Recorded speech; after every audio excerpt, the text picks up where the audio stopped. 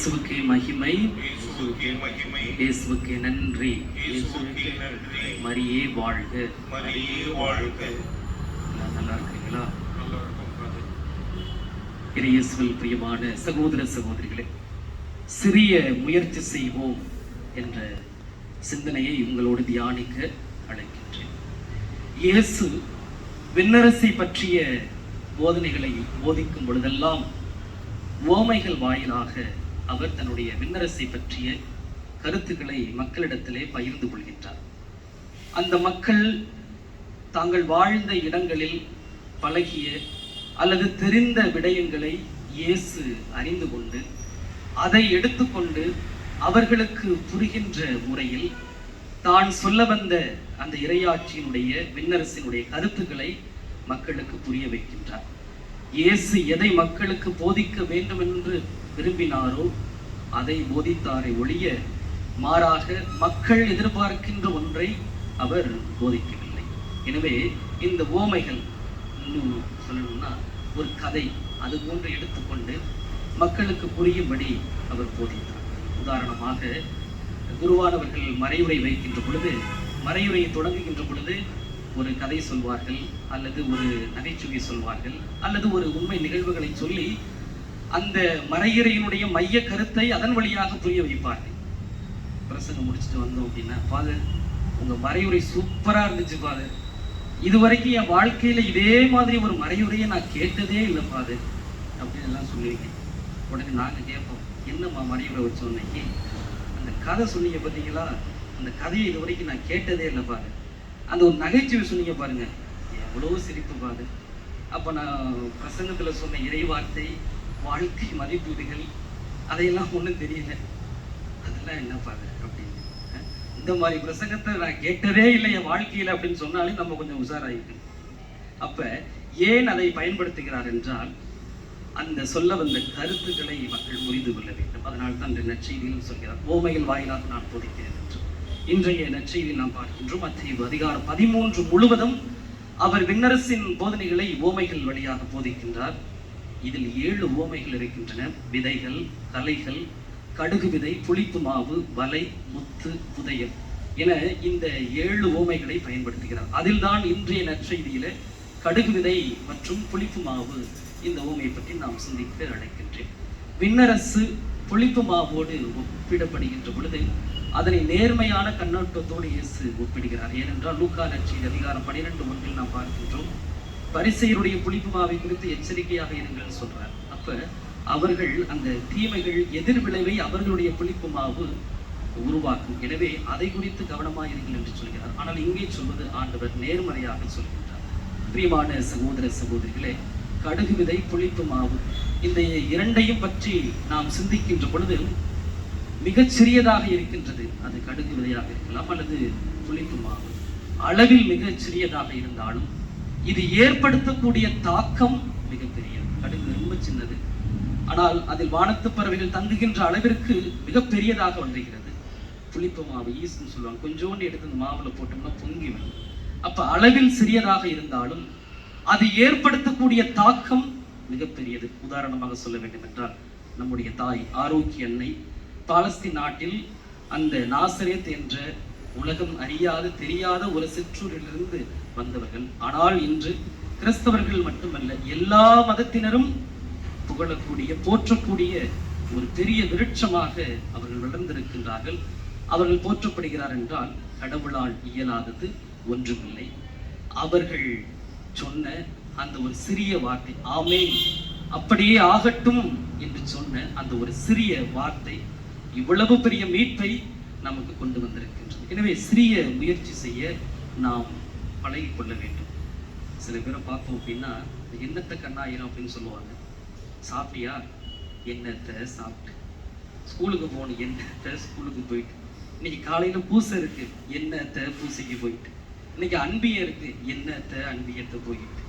நீ குடும்ப ஜபமால ஜெபிக்கலாமே, எண்ணத்தை குடும்ப, இப்படியே சொல்லி சொல்லி நாம் சிறிய முயற்சிகளை தொடங்குவதற்கு பயப்படுகின்றோம்.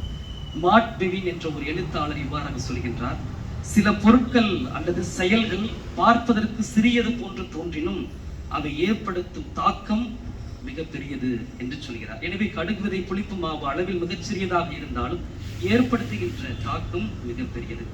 கொஞ்சம் நினைத்து பாருங்களேன், இறையாட்சி கூட நாசரேத்து என்ற ஒரு சாதாரண ஒரு சிற்றூரில் தொடங்கியது, இன்று உலகம் முழுவதும் பரவி இருக்கின்றது. எனவே நாம் சிறிய செயல்களை செய்தாலே போதும், அவை ஒரு நாள் மிகப்பெரிய பலனை நம்முடைய வாழ்வில் கொடுக்கும். அன்னை தெரசா மிக அருமையாக சொல்வார்கள், do little things with great love.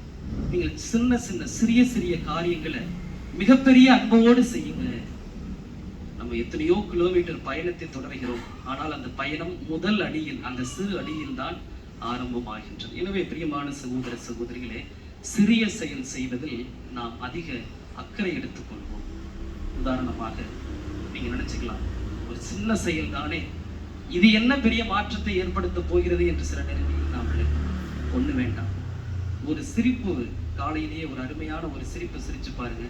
ஒரு அலுவலகத்துல வேலை செய்ய கடுகடுன்னு இருக்கிறீங்க, காலையில போன உடனே ஒரு ஜஸ்ட் ஒரு ஸ்மைல் பண்ணி பாருங்க, அந்த நாளே ரொம்ப அழகா, ரொம்ப பியூட்டிஃபுல்லா அந்த நாள் தொடங்கும். ஒரு சின்ன ஸ்மைல் தான், அதுக்கு மிகப்பெரிய காசு பணம்லாம் கொடுக்க வேண்டிய அவசியம் கிடையாது. சில பேர் முகத்துல கடுக போட்டாலே புரியும், அப்படி இருக்கும். அப்ப சின்ன ஸ்மைல், ஒரு ஸ்மைல், நிறைய பேர் நல்லா சிரிக்கிறீங்க, சந்தோஷம்.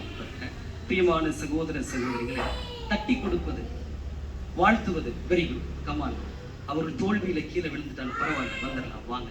ஒரு மிகப்பெரிய நோயில மருத்துவமனையில இருக்கிறாங்க அப்படின்னா அங்க போயிட்டு ஐயோ போச்சு தொலைஞ்சிச்சு அப்படின்னு சொல்லாம, மிகப்பெரிய நோயா இருந்தாலும் பரவாயில்ல, கடவுள் இருக்கார், காப்பாற்றுவார், டாக்டர்ஸ் இருக்கார், வாங்க அப்படின்னு சொல்லிட்டு ஒரு சிறிய செயல் மிகப்பெரிய மாற்றத்தை அவர்களுக்குள்ளாக கொண்டு வரும். நிறைய குடும்பங்கள்ல பிரச்சனை இருக்கு, 2 வார்த்தை சொன்னீங்கன்னா போதும். என்ன வார்த்தை? சாரி. சாரின்னு சொல்லி பாருங்க, நன்றி அப்படின்னு சொல்லி பாருங்க, எல்லா பிரச்சனையும் கட்டுன்னு வர்றாரா, சாரிங்க, மன்னிச்சிருங்க அப்படின்னா அப்படியே போயிடும்.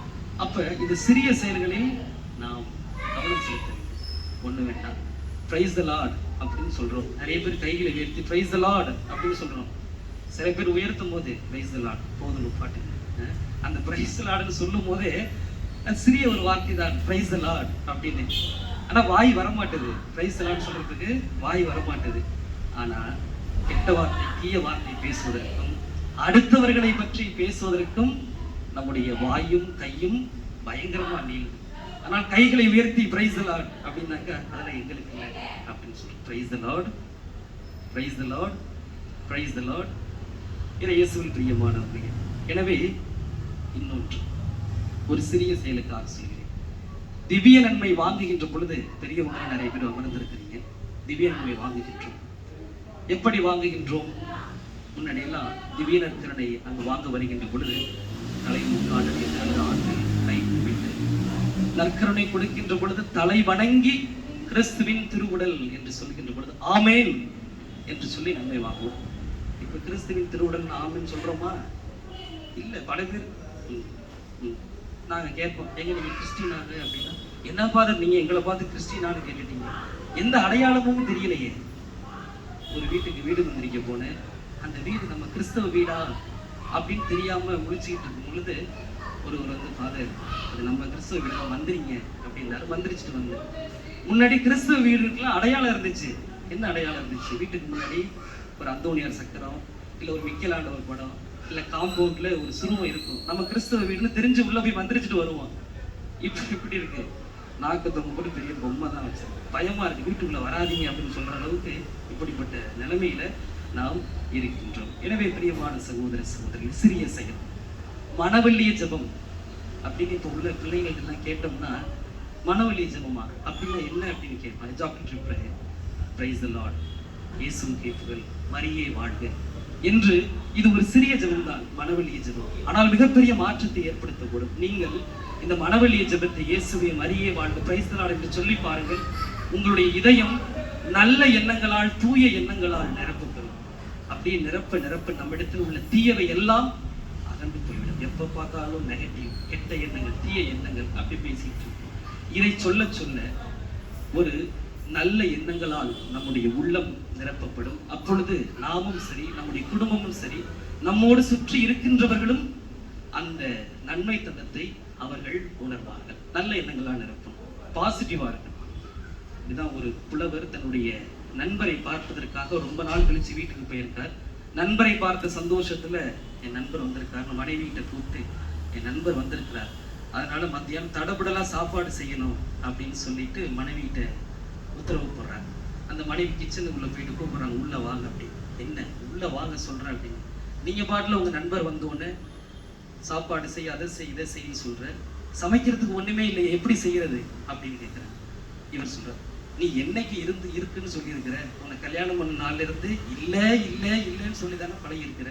உடனே இந்த மனைவி, இல்ல அப்படின்னா இல்லன்னு தாங்க சொல்ல முடியும், இருக்குன்னு எப்படி சொல்ல முடியும்? இவர் புலவராச்சே, என்ன சொல்றாரு, ஏன் அப்படி இல்ல இல்லைன்னு சொல்ற? சமைக்கிறதுக்கு அரிசி டப்பா காலியா இருக்கு, டீ போடுறதுக்கு தூள் டப்பா காலியா இருக்கு, சமைக்கிறதுக்கு மஞ்சத்தூள் இந்த டப்பா காலியா இருக்கு, காய்கறி கூட காலியா இருக்கு. இந்த அம்மா ஏற்கனவே கோவத்துல இருக்கு, நீ புலவர் என்பதை சரியாக நிரூபித்து விட்டாய் அப்படின்னு சொல்லி. ஏன் சொல்றோம் அப்படின்னா, ஒரு பாசிட்டிவிட்டி, ஒரு சின்ன ஒரு பாசிட்டிவிட்டி, இது மிகப்பெரிய மாற்றத்தை ஏற்படுத்தும். எனவே பிரியமான சகோதர சகோதரிகளே, கிறிஸ்தவர்களாகிய நீங்களும் நானும் நிறைய பொறுப்பு, நிறைய கடமை இருக்கிறது.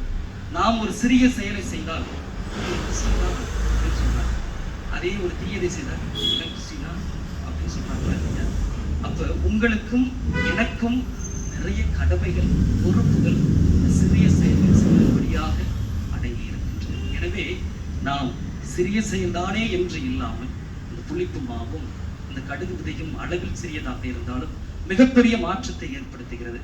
எனவே கிறிஸ்தவர்களாகிய நாமும் மிகப்பெரிய மாற்றத்தை, இறையாட்சியின் மதிப்பீடுகளை விளைவிக்க அழைக்கப்படுகின்றோம்.